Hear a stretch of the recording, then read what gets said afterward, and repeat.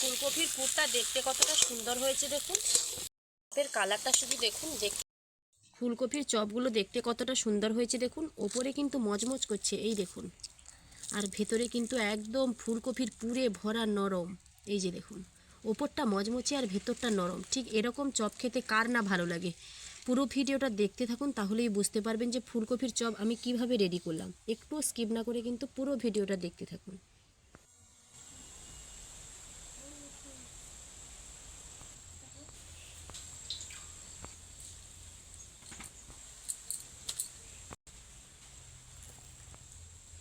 নমস্কার বন্ধুরা, আমি দেবযানী। আপনাদের চ্যানেল দেবযানীর রান্নাঘরের ভিলেজ ফুডে আপনাদের সকলকেই স্বাগত জানাই। প্রত্যেক দিনের মতো আজকেও একটা রেসিপি আমি আপনাদের সঙ্গে শেয়ার করব। তো চলো, হাতে দেখতে পাচ্ছ যে ফুলকপি রয়েছে। আমরা তো সবসময় আলুর চপ খেয়ে থাকি, আজকে কিন্তু একদমই আলুর চপের মতন দেখতে হবে, তবে কিন্তু ফুলকপির চপ হবে।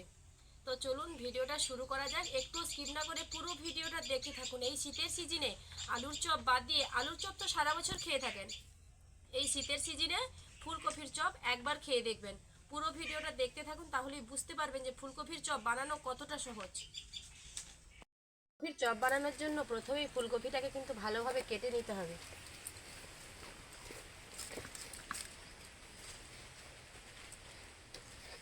একদমই ছোট্ট একটা ফুল কিন্তু নেওয়া হয়েছে এখানে। অনেকে আবার ফুলকপিকে ফুল বলে। অনেক সময় সবজি দোকানে সবজি কিনতে গিয়ে দেখি অনেক সময় খরিদ্দাররা এসে বলছে ফুল কত করে, এরকম বলে। আমি কিন্তু মাঝে মাঝে প্রথম অবাক হয়ে যেতাম, তারপর শুনে শুনে বুঝে গেছি যে ফুলকপিটার নামই এরকম, বলছে ফুল। কপিটা কিন্তু খুব ফ্রেশ দেখুন, তবে ডাঁটাগুলো একটু নেতিয়ে পড়েছে, কারণ দুদিন আগে থেকে কিন্তু বাজার করা হয়েছিল, কিন্তু ভিডিওটা আর করা হয়নি অসুবিধার জন্য। এই যে আঁশগুলো, কপির এই আঁশগুলো কিন্তু না সেদ্ধ হয়ে যাওয়ার পরেও শক্ত থাকে, তাই এটাকে ভালোভাবে ছাড়িয়ে দিলাম। ফুলকপিটাকে একই রকম সাইজে কিন্তু কেটে নেব। সবগুলো কপি কাটা হয়ে গেছে। আমি এখানে 4 পিস আলুই কিন্তু দেব। যদিও ফুলকপির চপ হবে, তবে একটু আলু না দিলে ভালো লাগবে না, তার জন্য কয়েকটা আলু দেওয়া হচ্ছে।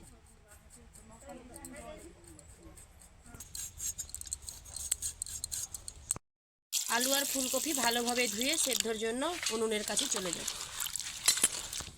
উনুন ধরিয়ে কড়াইটা বসিয়ে দিলাম। কড়াইতে বেশ কিছুটা পরিমাণে জল দিয়ে দেব। বেশি জলে ফুলকপিটা ফুটলে পরে খুব ভালো হবে। জলটা প্রায় গরম হয়ে এসছে, শীতের জল তাই গরম হতে একটু দেরি হয়। ঠান্ডা প্রায় পড়েই গেছে, প্রায় বললে কিন্তু এখন খুবই ভুল হবে। এইরকম ঠান্ডার সিজনে কিন্তু ফুলকপির চপ, বিভিন্ন ধরনের চপ খেতে হবে, তাহলে সন্ধ্যাটা কিন্তু একদমই জমে যাবে। চাদর মুড়ি দিয়ে চপ খেতে খেতে টিভি দেখতে হবে। ফুলকপি আলু দিয়ে দিলাম। এবার পরিমাণ মতো লবণ দিয়ে দেব। এই যে গরম উষ্ণ গরম জলটায় হাত দিচ্ছি না, খুবই ভালো লাগছে।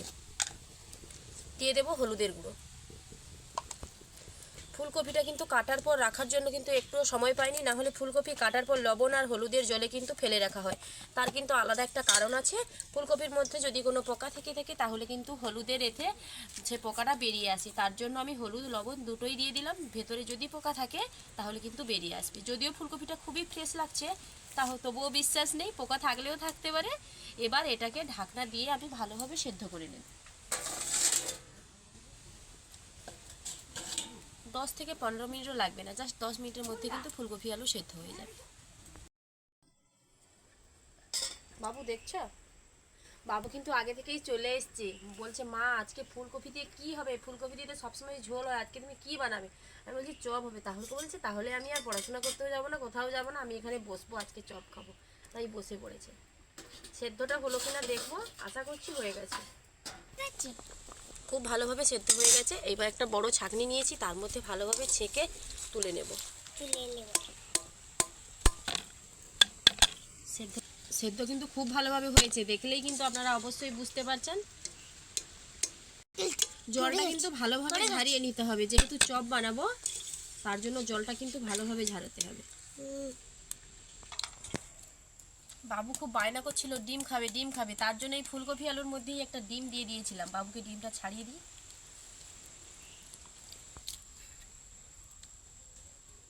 শোনা না, বাচ্চাদের মন ভালো থাকলেই সব কিছু ভালো।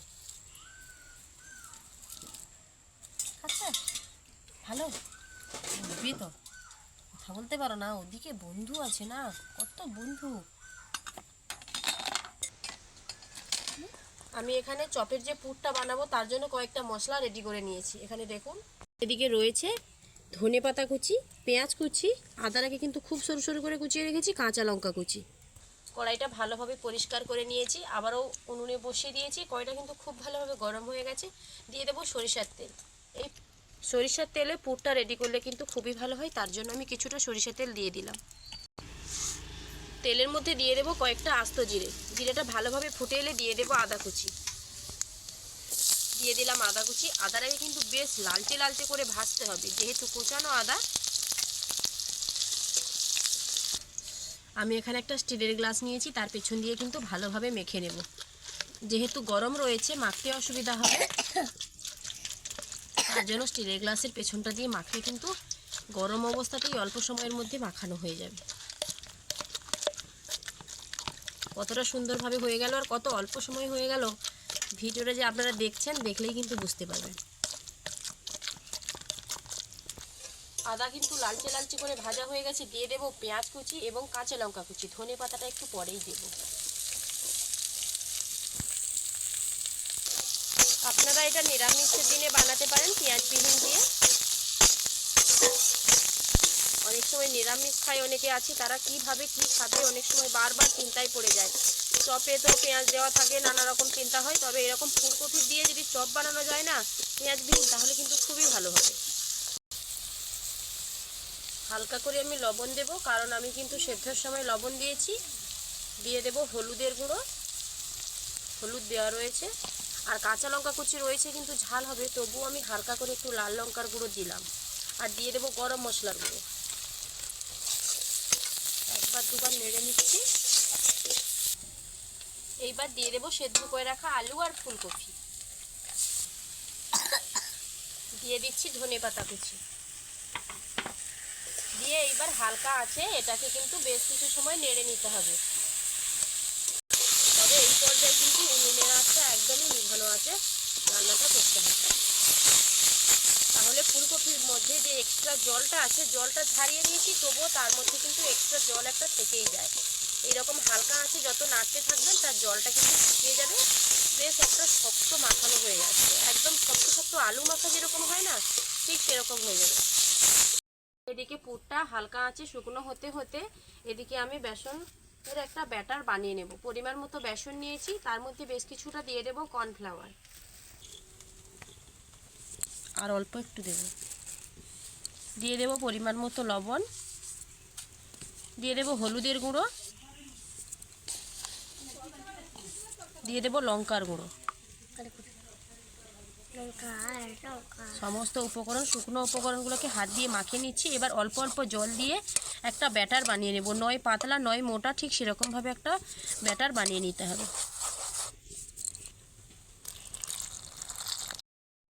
ব্যাটারটা কিন্তু আমার ভালোভাবে রেডি হয়ে গেছে, এই দেখুন।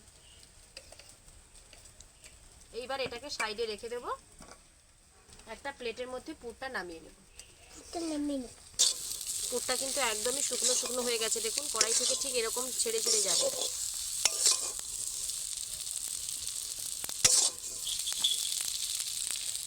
পুরটাকে পুরো প্লেটের মধ্যে কিন্তু মেলিয়ে ঠান্ডা করে নিতে হবে।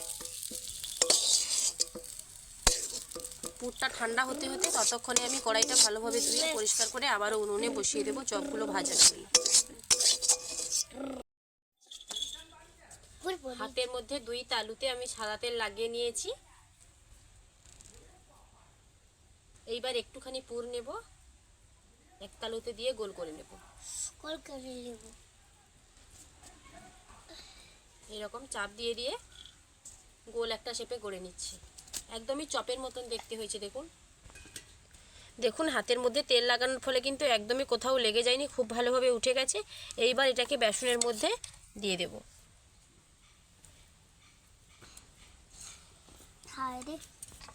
তেলটাও গরম হয়ে গেছে, তেলের মধ্যে ছেড়ে দিচ্ছি।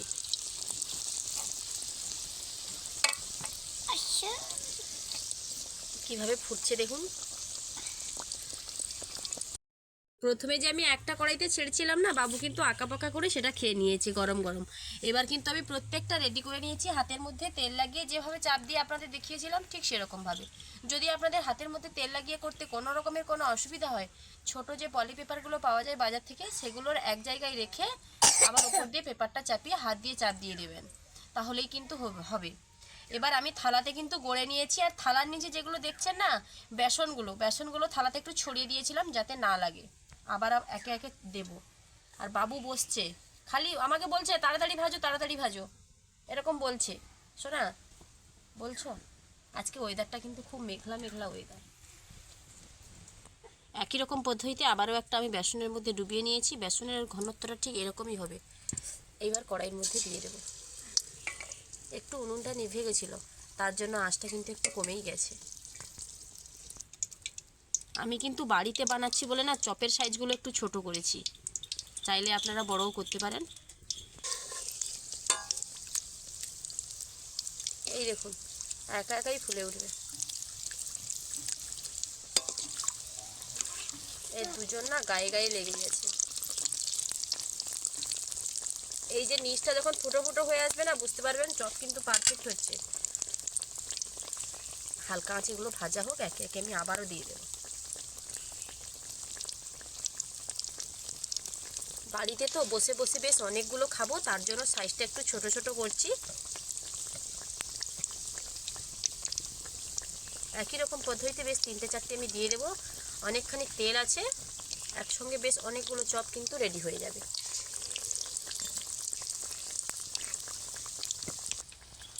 আগে যে দুটো দিয়েছিলাম সেগুলো আমি উল্টে দেবো। এইরকম উল্টে পাল্টে খুব সুন্দর লাল লাল করে ভাজতে হবে। আঁচটা আবার খুব বেশি দিতে যাবেন না, হালকা আঁচে আস্তে আস্তে ভাজা হলে পরে সেই ভাজাটা কিন্তু খুবই ভালো লাগবে। চপের কালারটা শুধু দেখুন, একদমই দোকানে যে পাতা থাকে না প্লেটের মধ্যে চপগুলো, ঠিক সেরকমই। এই দেখুন অপূর্ব সুন্দর কালারটা কিন্তু হয়েছে। এইবার একে একে চপগুলোকে তেল ঝারিয়ে তুলে নেব। ওয়াও দেখুন, চপগুলো দেখলেই কিন্তু জিভে জল চলে আসবে। আবারও একই রকমভাবে কড়াইতে দিয়ে দেব। সবসময় কি দোকানে চপ কিনে খেতে ভালো লাগবে? 11 দিন এরকম বাড়িতে বানিয়ে খাবে, তার স্বাদটাই আলাদা।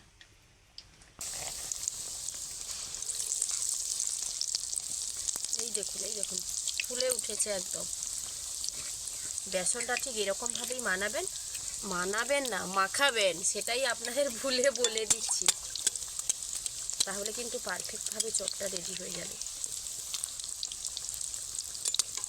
পুরো রেসিপিটা দেখতে থাকবেন, পাই টু পাই সেরকমভাবেই বাড়িতে বানাবেন। একই রকমভাবে প্রত্যেকটা চপ আমি ভেজে নেব। এইরকম লাল লাল করেই কিন্তু ভাজতে হবে। চপগুলো কিন্তু ভাজা আমার কমপ্লিট হয়ে গেছে। দেখুন দেখতে কতটা সুন্দর হয়েছে। চপগুলো দেখতে যতটা সুন্দর, খেতে কিন্তু ঠিক ততটাই সুন্দর। তাহলে বন্ধুরা, আমার এই ফুলকপির চপের রেসিপি যদি আপনাদের ভালো লেগে থাকে, প্লিজ লাইক কমেন্ট ও শেয়ার করতে ভুলবেন না। আরও এরকম নিত্য নতুন রান্নার ভিডিও পাওয়ার জন্য অবশ্যই আমার চ্যানেলটিকে সাবস্ক্রাইব করে আমার পাশে থাকবেন, যাতে প্রত্যেক দিন নতুন নতুন রান্নার ভিডিও আমি আপনাদের সঙ্গে শেয়ার করতে পারি। তো চপটা আমি প্রথমে আমার বাবুকে দেবো, ও খেয়ে বলবে কীরকম হয়েছে। বাবুর একটু ঠান্ডা ঠান্ডা লেগেছে না, কি শোনা ভালো হয়েছে? ভালো হয়েছে, বন্ধুদেরকে বলে দাও। দেখা হচ্ছে আবারও নতুন কোনো ভিডিও নিয়ে। ততক্ষণ সুস্থ থাকুন, ভালো থাকুন। এখনকার মতো টাটা।